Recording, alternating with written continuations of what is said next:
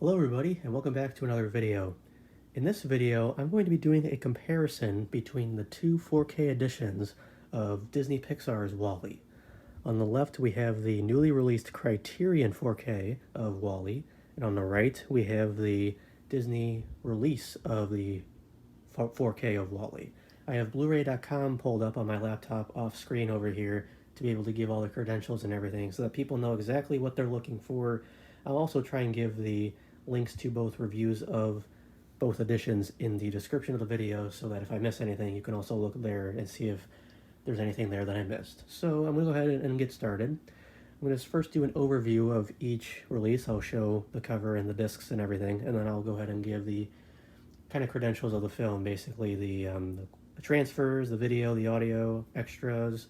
So let's go ahead and get started. So first off, we're going to start with the Criterion release. This is the very first time that any Disney film has been released by Criterion, which is pretty interesting. So there's the back there, and there's all the special features there. Take it out of the slip here. We have a pretty unique inner art here.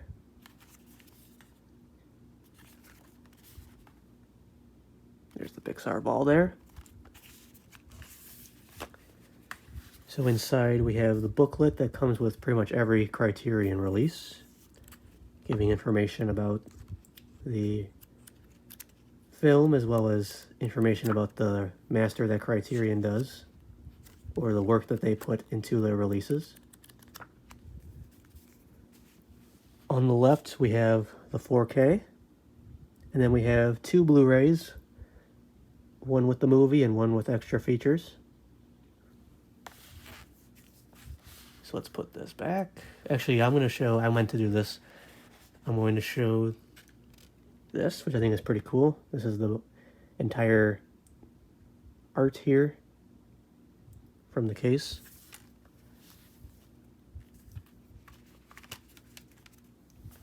And then we'll go ahead and put this back in the slipcover, or the slipcase. So there's the Criterion release. Like I said, this just came out this week.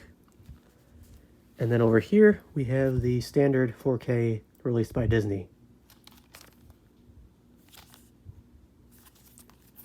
And this came out, let me check real quick, March 3rd, 2020.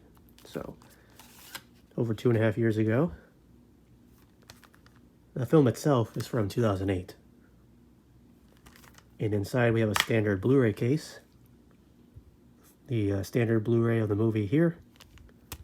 On the left we have Blu-ray bonus features, and on the right we have the 4K disc.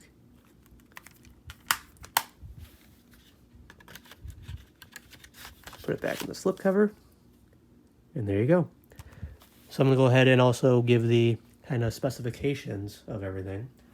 So obviously for the Criterion and the Blu-ray, or the 4K Disney version, they both feature an upscaled 4K master because the film was finished at 2K, so not much they can do in terms of giving a true 4K release.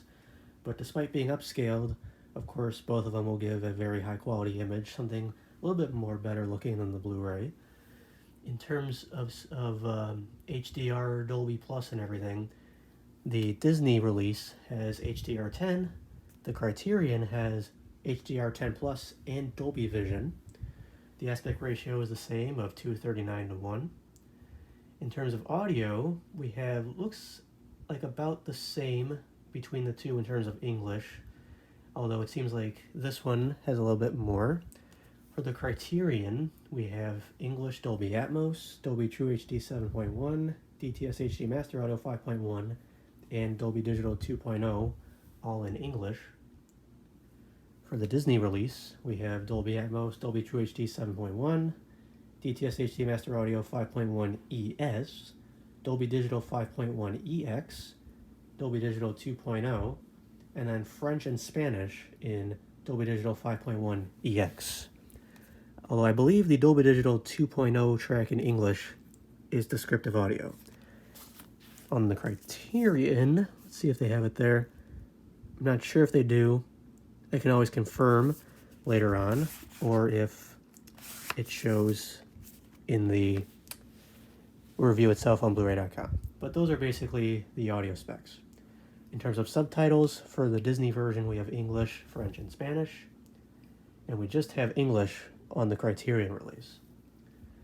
So now I'm going to get into video.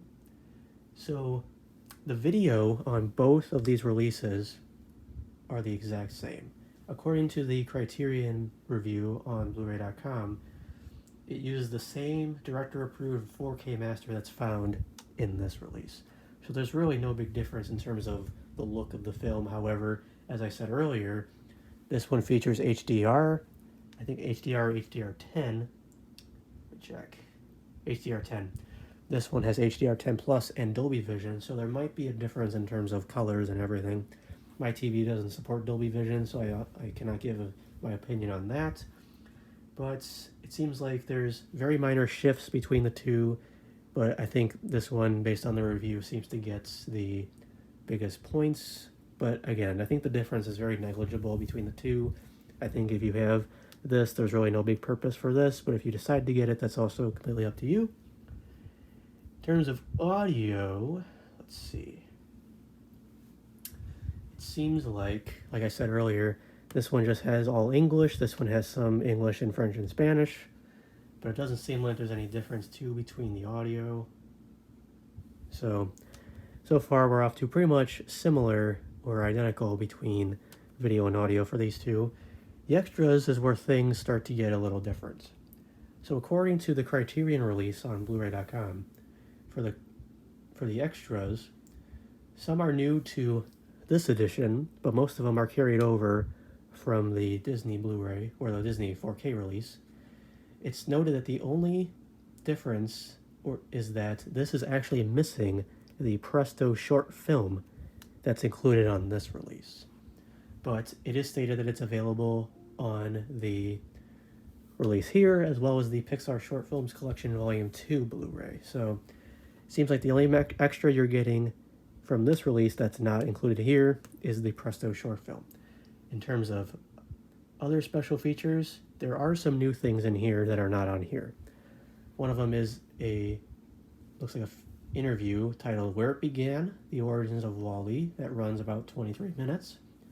You also get Anatomy of a Scene, The Plant, which runs about 16 and a half minutes. Tour of the Pixar Living Archive, which is about 27 minutes. And then on disc 2, because those first features were on disc 1 of the Blu-ray here, disc 2 you have Ralphie, The Art of the Color Script, which runs 11 and a half minutes. And Directing Animation, 12 Scenes, which are behind-the-scenes looks at Pixar creative meetings, which run almost 20 minutes. So, looks like in a couple...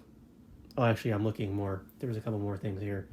So there's also a WALL-E A to Z, which is running about 13 minutes or so. And then a new short film titled A Story, which runs almost 7 minutes.